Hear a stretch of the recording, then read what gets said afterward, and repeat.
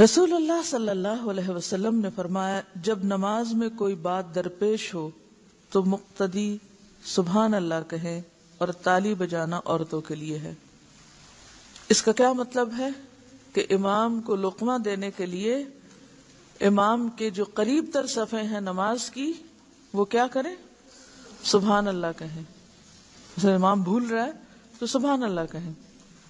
قرات میں بھولنا اور طرح ہوتا ہے، اس میں قرات ہی بول کر بتائی جاتی ہے، لیکن باقی سٹیپس میں اگر وہ بھول رہا ہے، مثلا ایک کے بجائے 2 رکوع کر رہا ہے یا سجدے ایک ہی کر کے اٹھ گیا، تو ایسی صورت میں کیا ہے کہ سبحان اللہ کہیں اور عورتیں تالی بجائیں۔ اب یہ تالی کس طرح بجائی جائے گی؟ اسی طرح، یعنی کہ جیسے ہے ہاتھ اسی طرح، یہ نہیں کہ ہاتھ کھول کے تو پھر تالی بجانی شروع کر دی جائے، یعنی جیسے کھڑی ہے اسی کے اوپر ہی۔ اب اس میں لمبی حکمتیں ہیں، بخاری پڑھاتے ہوئے میں نے اس پہ کافی ڈیٹیل میں بات کی ہوئی ہے، اس وقت موقع نہیں۔ بات یہ ہے کہ دونوں میں فرق رکھا گیا تاکہ امام کو یہ پتہ چلے کہ پیچھے سے کون کیا بتا رہا ہے، کیونکہ عورت اور مرد کے مزاج میں فرق ہوتا ہے۔ ایک تو دونوں کے ایکشن کو ڈیفرینشیٹ کیا گیا۔ اب جو صف قریب کی ہے وہاں سے اگر کوئی سبحان اللہ کہے تو جلدی پہنچ جائے گا، جو صف پیچھے ہے، دور ہے، یعنی عورتوں کی صف چونکہ پیچھے ہوگی تو وہاں سے ہو سکتا ہے کہ سبحان اللہ ایک عورت کی آواز اتنی نہ ہو یا صحیح ساؤنڈ نہ کرے اس وقت، تو اس کے لیے کہا گیا کہ ایسی آواز ہو کہ جو امام کو الرٹ کر دے، لیکن یہ نہیں کہا گیا کہ عورت چپ رہے، بولنے کا حق نہیں، وہ بھی پارٹیسپیٹ کرے گی لیکن ڈفرینٹ طریقے سے۔ حضرت مسور بن یزید سے روایت ہے کہ ایک دفعہ نبی صلی اللہ علیہ وسلم نے قرات میں قرآن کا کچھ حصہ چھوڑ دیا۔ ایک آدمی نے کہا، آپ نے فلاں فلاں آیت چھوڑ دی، تو آپ نے فرمایا، تو نے مجھے یاد کیوں نہ کروا دیا؟ یعنی امام کو یاد دہانی کرانا ضروری ہے، اور اس میں نبی صلی اللہ علیہ وسلم نے خود اپنی مثال دی۔ اگر آپ اپنے آپ کو پیش کر سکتے ہیں یاد دہانی کے لیے، تو ہم میں سے کسی کے لیے یہ کوئی عیب کی بات ہے؟ اور خواتین اس کو کیوں اتنا مائنڈ کرتی ہیں؟ ان تدل احداہما فتذکر احداہما الاخری، کس قدر جھگڑے اور جلوس اور شور شرابے کہ یہ کیوں کہہ دیا قرآن نے کہ دوسری یاد کرا دے، اور 2 عورتوں کی گواہی کیوں؟ تو یہ صرف سمجھنے کی بات ہے، اور اس میں کوئی حرج نہیں، کیونکہ انسان کا دماغ بہت عجیب طریقے سے کام کرتا ہے۔ ایک ہی آیت آپ کو اتنی اچھی یاد ہو سکتی ہے اور لمحے میں وہ آپ کے دماغ سے غائب ہو سکتی، اور آپ کا اس پہ کچھ بھی کنٹرول نہیں، کوئی حل ہی نہیں، اور دوسرے لمحے بہت اچھے سے یاد بھی رہ سکتی۔ تو اس لیے فائدہ کس میں ہے؟ ایک دوسرے کو یاد کرانے میں، اور ہر انسان کے اندر کچھ ایسی کمزوریاں رکھی گئیں تاکہ وہ دوسروں سے بے نیاز نہ ہو جائے، اسے ہمیشہ دوسروں کی ضرورت رہے۔ عموماً ہمارا ٹرینڈ کیا ہوتا ہے؟ مجھے کسی کی ضرورت نہیں، میرے پاس خود بہت ہے، مجھے اتنا علم ہے، میں اتنا کچھ خود کر سکتی ہوں۔ نہیں، جو کچھ ہے ہمارے پاس امانت ہے، کسی بھی وقت جا سکتا ہے۔ کس چیز پر ہم نے انشورنس کرا رکھی؟ نہیں ہے انشورنس کسی بھی چیز کی۔ وقتی طور پر اگر آپ کوئی طریقے اختیار کرتے بھی ہیں تو ضروری نہیں کہ وہ کام بھی کریں، اس کے باوجود نقصان ہو سکتا ہے۔ یعنی آپ مادی چیزوں کی انشورنس کرا بھی لیں تو حافظے کی انشورنس کرانے کا کوئی طریقہ نہیں ہے۔ علم کی انشورنس نہیں ہو سکتی سوائے اس کے کہ آپ اس کو تازہ کرتے رہیں اور بار بار دہراتے رہیں۔ عورت کی امامت، پہلی صف کے وسط میں دوسری عورتوں کے ساتھ برابر کھڑی ہو کر عورت عورتوں کی امامت کرا سکتی ہے۔ کہاں کھڑی ہو؟ پہلی صف کے درمیان، وسط کا مطلب درمیان میں، دوسری عورتوں کے ساتھ برابر میں کھڑے ہو کر، آگے نکل کے نہیں، اسی لائن میں کھڑے ہو کر عورت عورتوں کی امامت کرا سکتی ہے، مردوں کی نہیں۔ حضرت ام ورقہ فرماتی ہیں، امرہا ان تؤم اہل دارہا، رسول اللہ صلی اللہ علیہ وسلم نے انہیں حکم دیا کہ وہ اپنے گھر والوں کی امامت کرائیں۔ حضرت ام سلمہ رضی اللہ عنہا عورتوں کی امامت کراتی اور صف کے درمیان کھڑی ہوتی تھی۔ سارے ریفرنس نیچے دیے گئے ہیں۔ اور یہ صحیح احادیث ہیں. یہ دونوں حدیثیں جن کا یہاں ذکر ہے ان کے نیچے ریفرنس ہیں اور صحیح بھی ہیں. امامت کے چند مسائل. حضرت عائشہ رضی اللہ عنہا سے روایت ہے، صلی رسول اللہ صلی اللہ علیہ وسلم فی حجرتہ والناس یأتمون بہ من وراء الحجرۃ. رسول اللہ صلی اللہ علیہ وسلم نے اپنے حجرہ میں نماز پڑھی اور لوگوں نے حجرے سے باہر آپ کی اقتداء میں نماز ادا کی. یعنی آپ اپنے کمرے میں ہی نماز پڑھا رہے تھے اور لوگ مسجد میں آپ کے پیچھے نماز پڑھ رہے تھے. معلوم ہوا کہ امام اور مقتدیوں کے درمیان اگر دیوار آ جائے تو نماز ہو جائے گی. یعنی اگر بیچ میں دیوار بھی آ گئی کسی وجہ سے تو نماز ہو جائے گی. حضرت عبداللہ بن عباس کہتے ہیں کہ میں رات کی نماز میں نبی صلی اللہ علیہ وسلم کے بائیں طرف کھڑا ہوا. آپ نے میرا ہاتھ اپنی پیٹھ کے پیچھے سے پکڑا اور مجھے اپنی دائیں طرف کر دیا. کیسے پکڑا ہوگا؟ کوئی کر کے دکھائے گا؟ دو لوگ کھڑے ہوں، ہاں ایسے، یس اس طرح. آگے سے کیوں نہیں پکڑا؟ نمازی کے آگے سے نہیں گزرتے. شابش. حضرت عبداللہ بن عباس کہتے ہیں کہ میں رات کی نماز میں نبی صلی اللہ علیہ وسلم کے بائیں طرف کھڑا ہوا. آپ نے میرا ہاتھ اپنی پیٹھ کے پیچھے سے پکڑا اور مجھے اپنے دائیں طرف کر دیا. اس سے کیا پتہ چلتا ہے کہ اگر دو لوگ نماز پڑھ رہے ہوں، ایک امام ہو اور دوسرا مقتدی ہو، تو مقتدی کو بائیں طرف نہیں بلکہ دائیں طرف کھڑے ہونا ہے. حضرت جابر رضی اللہ عنہ کہتے ہیں کہ میں نماز میں نبی صلی اللہ علیہ وسلم کے پیچھے کھڑا ہو گیا تو آپ نے میرا کان پکڑ کر مجھے اپنے دائیں جانب کر لیا. اب یہ کون کرے گا؟ کون کان پکڑوائے گا؟ نماز میں نبی صلی اللہ علیہ وسلم کے پیچھے کھڑا ہو گیا، یعنی ایک اور ایک پیچھے، یعنی جیسے کیوں بناتے ہیں. تو آپ نے میرا کان پکڑ کر مجھے اپنی دائیں جانب کر لیا. یہ ایک سفر کا واقعہ ہے. اس میں رسول اللہ صلی اللہ علیہ وسلم نے ایک ہی چادر میں نماز پڑھی، یعنی سارا ڈریس کیا تھا؟ ایک ہی تھا، جیسے ساڑی ہوتی ہے نا اس طرح. اگر مقتدی ایک ہو تو وہ امام کے دائیں طرف اور اس کے برابر کھڑا ہوگا، یہ دونوں ملا کے ایک لائن بنائیں گے. حضرت بلال رضی اللہ عنہ رسول اللہ صلی اللہ علیہ وسلم کو دیکھ کر تکبیر کہتے اور آپ کے مصلی پر کھڑے ہونے سے پہلے تکبیر کہی جاتی اور لوگ صف بندی کر لیتے. تو اس سے کیا پتہ چلتا ہے؟ تکبیر امام کے اپنی جگہ پر کھڑے ہونے سے پہلے بھی کہی جا سکتی. حضرت انس رضی اللہ عنہ کہتے ہیں کہ میں جماعت میں آپ صلی اللہ علیہ وسلم کے دائیں طرف کھڑا ہوا اور ایک عورت ہمارے پیچھے کھڑی ہوئی. ٹھیک ہے. اب اس سے کیا پتا چلتا ہے کہ اگر تین لوگ ہیں، ایک بچہ ہے، ایک مرد ہے اور ایک عورت ہے، تو بچہ جو ہے وہ امام کے ساتھ کھڑا ہو جائے گا اور عورت پیچھے اکیلی کھڑی ہو. اب والدہ تھی یہ عورت، اب یہاں انہوں نے نام نہیں لیا، چاہے والدہ ہوں تب بھی وہ ساتھ نہیں کھڑی ہوں گی. کہاں کھڑی ہوں گی؟ پیچھے کھڑی ہوں گی.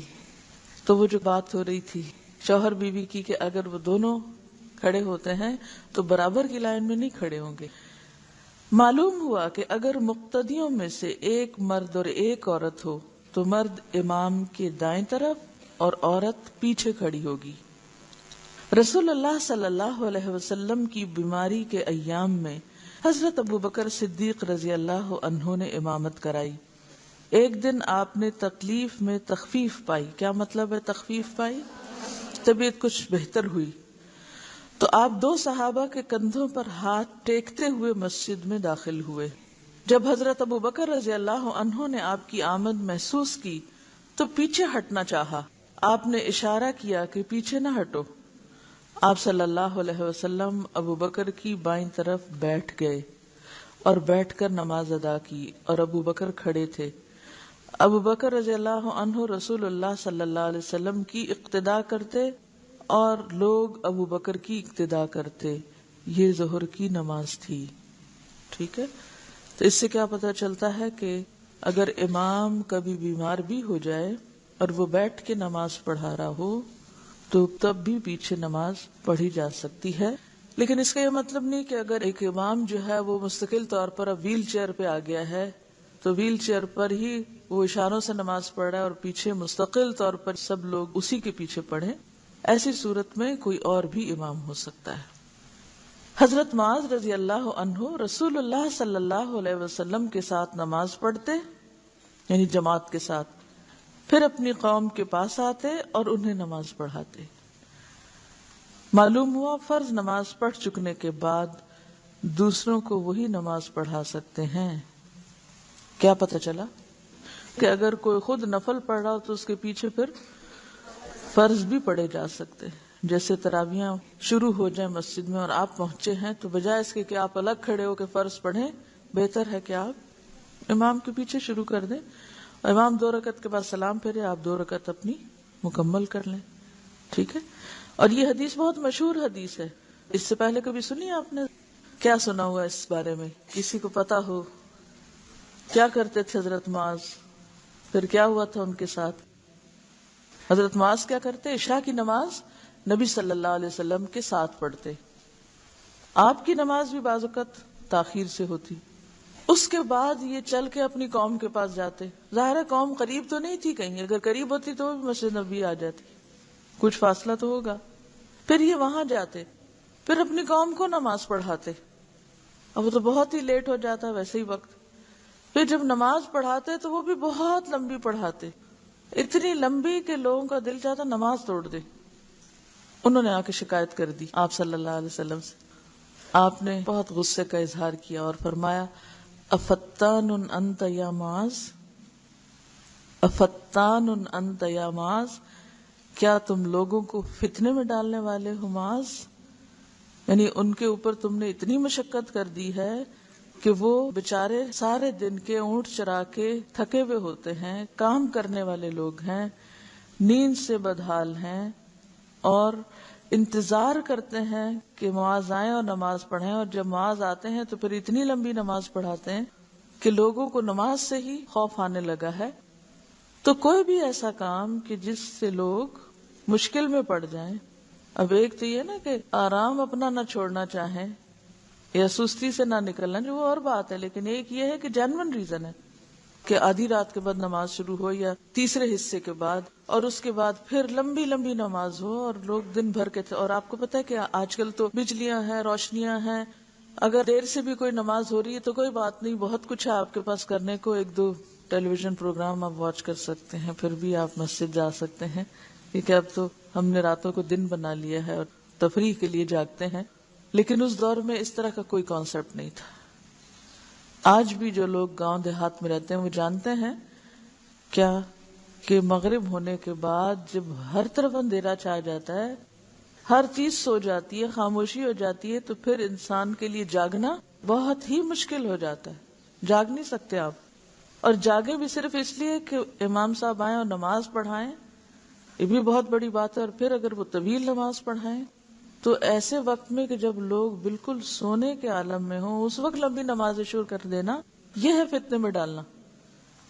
یہ نہیں کہ کسی بھی وقت کوئی نماز لمبی نہیں پڑھائی جا سکتی، یا یہ کوئی تراویح کا یہ کوئی نفل نماز کی بات نہیں تھی.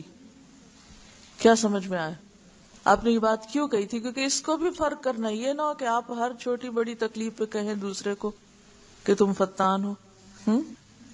یعنی کوئی آپ سے کہے کہ یہ کام کریں تو آپ کہیں کہ نہیں، یہ کیوں مجھے مشکل میں ڈال رہے ہو؟ کیوں آپ نے ان کو یہ کہا تھا؟ یعنی کہ ایک تو تھکے ہوئے ہیں اور پھر انتظار کر رہے ہیں، اور پھر یہ ہے کہ جو فرض نمازیں ہیں ان کے بارے میں حکم کیا ہے کہ وہ طویل نہ پڑھائی جائیں، وہ اعتدال کے ساتھ پڑھائی جائے، سوائے فجر کی نماز کے کہ وہ آپ صلی اللہ علیہ وسلم جب پڑھاتے تھے تو طویل پڑھاتے تھے. حضرت ابو سعید کہتے ہیں کہ ایک آدمی مسجد میں آیا، آپ نماز پڑھا چکے تھے. نبی صلی اللہ علیہ وسلم نے پوچھا اس پر کون صدقہ کرے گا؟ اب صدقے کا کانسیپٹ آپ دیکھیے، اس پہ کون صدقہ کرے گا؟ ایک شخص کھڑا ہوا اور اس نے آنے والے کے ساتھ باجماعت نماز پڑھی، یعنی اس کی نماز کو 27 گنا زیادہ ثواب دینے کے لیے وہ ساتھ شریک ہو گیا، نفل پڑھنے لگا اور اس کے فرض پڑھنے میں مدد دی، پڑھی ہوئی نماز کے بعد دوبارہ نماز پڑھی، گویا ایک طرح سے نفل ہو گئی وہ، لیکن وہ اس پر صدقہ ہو گیا۔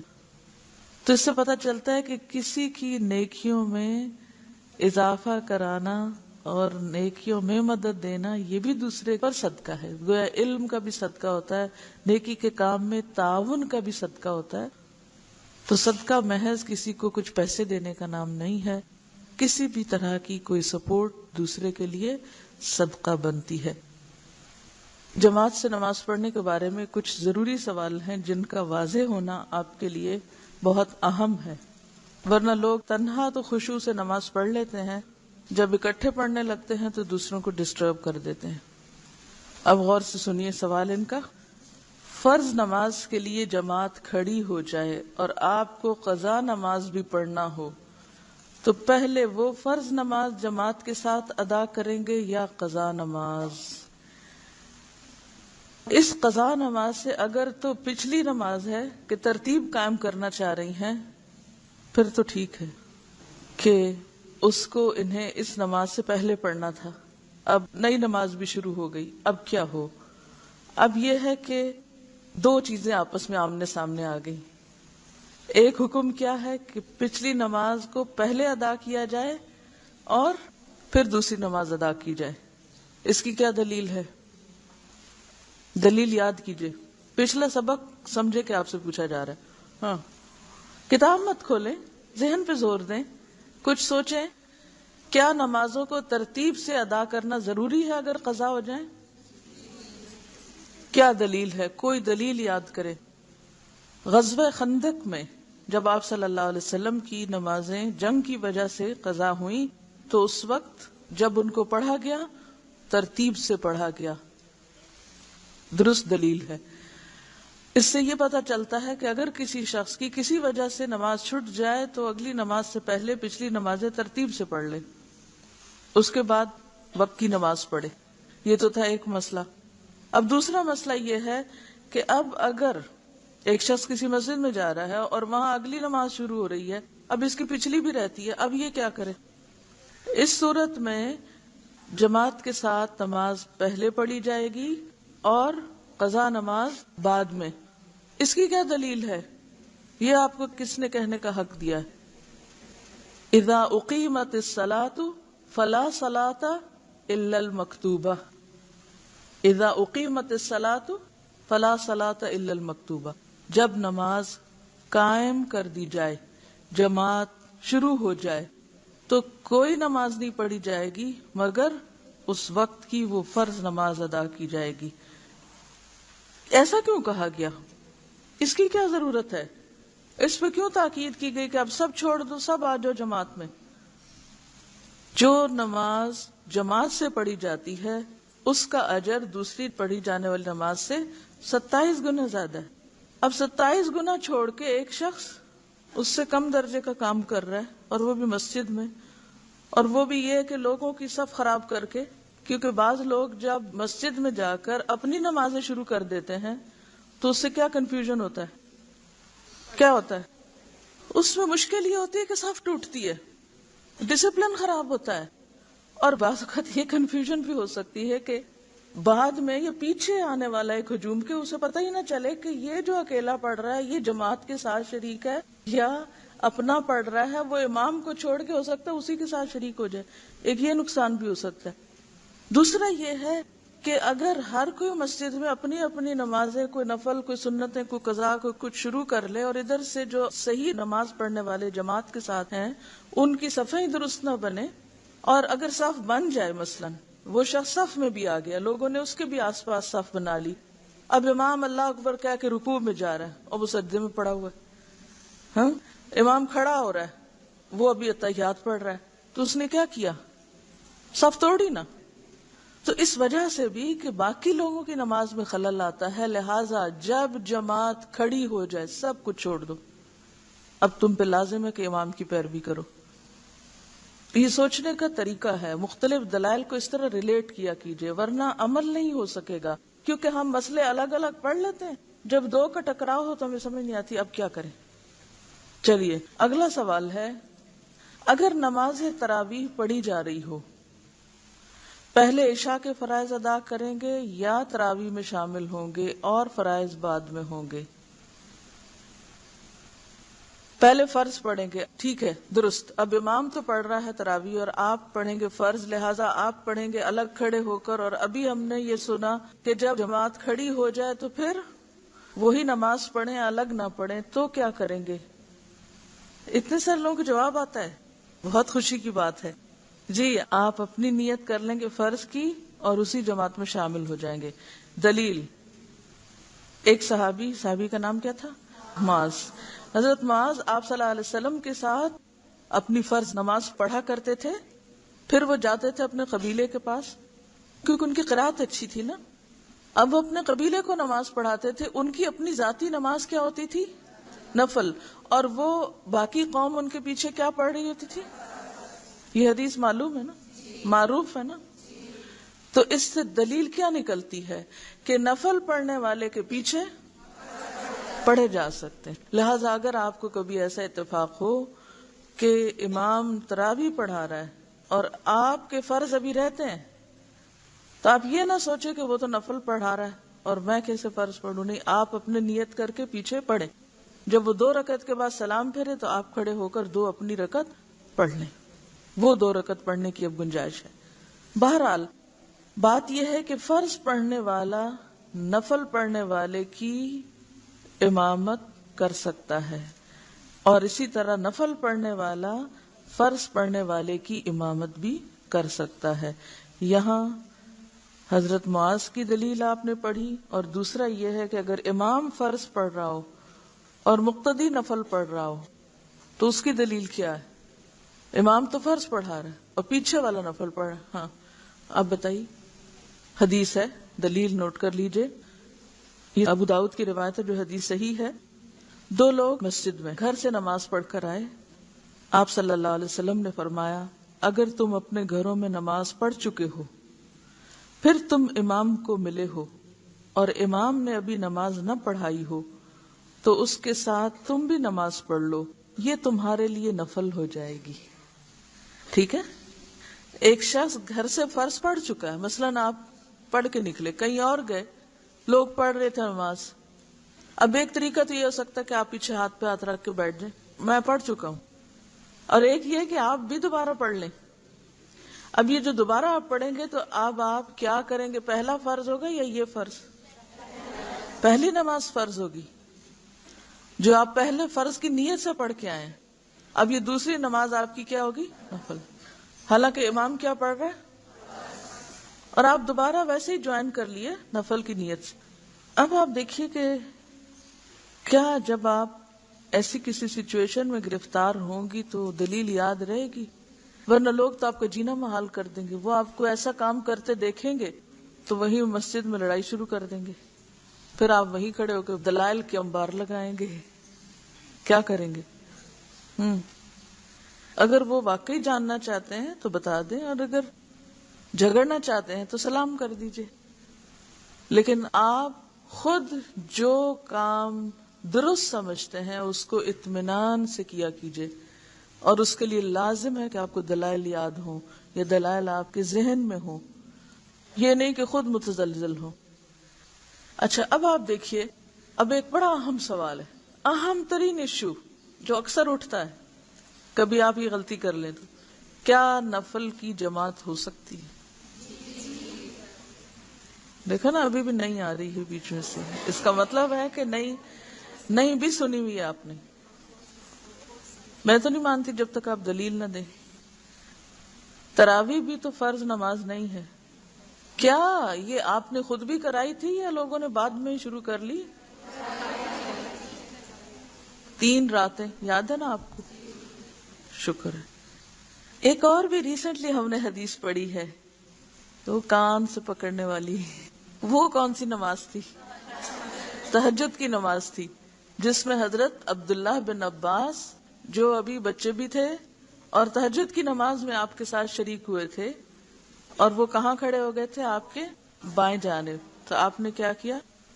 دوسری طرف لے گئے آپ ان کو. ایک اور روایت ہے حضرت حذیفہ بن یمان نے رات کی نماز رسول اللہ صلی اللہ علیہ وسلم کے ساتھ ادا کی، اور یہ نماز بھی تہجد کی نماز تھی۔ آپ صلی اللہ علیہ وسلم نے حضرت انس کی اور ان کی والدہ کی نماز جماعت سے ان کے گھر میں پڑھائی۔ یہ صحیح مسلم میں روایت موجود ہے کہ آپ صلی اللہ علیہ وسلم ان کے گھر تشریف لے گئے، اور ایک چٹائی سی تھی جو بہت پرانی ہو چکی تھی، وہاں پر آپ تشریف فرما ہوئے، اور انہوں نے آپ کو کچھ کھانے کے لیے پیش کیا۔ جب کھا چکے تو آپ نے فرمایا قوموا فلأصلی بکم، کھڑے ہو میں تم کو نماز پڑھاؤں۔ فصلی بنا فی غیر صلاۃ المکتوبہ، تو آپ نے ہم کو فرض نماز کے علاوہ نماز جماعت سے کروائی۔ آپ نے ہمیں نماز پڑھائی جو فرض نہیں تھی اس وقت، کیونکہ فرض نماز تو آپ مسجد میں پڑھاتے تھے، اس وقت نفل کا وقت تھا، تو آپ خود کھڑے ہوئے، آپ کے ساتھ حضرت انس تھے، اور اس کے بعد ان کی والدہ تھیں جو اکیلی پیچھے، کیونکہ ایک تنہا عورت صف ہوتی ہے، ایک مرد صف نہیں ہوتا، مرد کو تنہا پڑھنے کی پیچھے اجازت نہیں ہے۔ اچھا، اس کے علاوہ آپ نے نماز خسوف، وہ کیا ہوتی جی، اور کسوف کیا ہوتی؟ آپ صلی اللہ علیہ وسلم نے نماز خسوف باجماعت ادا کی تھی؟ کبھی سنا یا پڑھا؟ چلیے، ایک اور نماز بھی جو نفل نماز ہے آپ نے باجماعت ادا کی تھی، استسقاء۔ شاباش، اب بھی کہیے نہیں، نفل کی جماعت نہیں، ٹھیک ہے، ہو سکتی ہے، اتنے سارے دلائل ہیں، ٹھیک ہے، تو پریشان نہ ہوا کریں جب کوئی ایک فتویٰ دے دے آپ کو، تو جب دلائل موجود ہیں تو پھر کیا پریشانی؟ اس میں باضابطہ نمازیں جیسے کسوف، استسقاء، اور عام نوافل جیسے حضرت انس والی روایت اور تراویح، سب چیزوں کی دلائل موجود ہیں۔ چلیے، ایک اور سوال ہے، اگر نزدیک کی مسجد میں یا ٹی وی پر جماعت ہو رہی ہو تو کیا اس کے ساتھ گھر میں نماز پڑھی جا سکتی ہے؟ آپ نے درست سوال ہی نہیں سنا، اصل میں انہوں نے دو سوال ایک سوال میں کر دیے ہیں۔ یہ دو سوال الگ الگ ہونے چاہیے تھے، کیونکہ ان دونوں کے جواب الگ الگ ہیں۔ ایک ہے آپ کے گھر کے ساتھ مسجد ہے، وہاں سے آواز آ رہی ہے، اور ایک یہ ہے ٹیلی ویژن سے آواز آ رہی ہے، دونوں چیزیں فرق ہیں یا نہیں؟ ہے یا نہیں؟ تو آپ مفتیہ بنے گی کیسے اگر آپ نے سوال ہی نہ سمجھے لوگوں کے؟ باریک فہم، شعور کس کو کہتے ہیں؟ شعر سے ہے، شعر کس کو کہتے ہیں؟ بال کتنا ہوتا ہے؟ تو شعور کون سی سمجھ ہوتی؟ باریک فہم، جو صرف ظاہری چیزیں نہیں دیکھتی، وہ اندر کی چیز بھی دیکھتی کہ پوچھنے والا پوچھ کیا رہا ہے، کہنے والا کہہ کیا رہا ہے۔ اور اس میں آپ دیکھیے کہ انہوں نے دو سوال جمع کر دیے، نزدیک کی مسجد اور ٹی وی، ایک مشین اور ایک مسجد۔ اب دونوں کا ایک جواب نہیں کیسے دے دیا آپ نے؟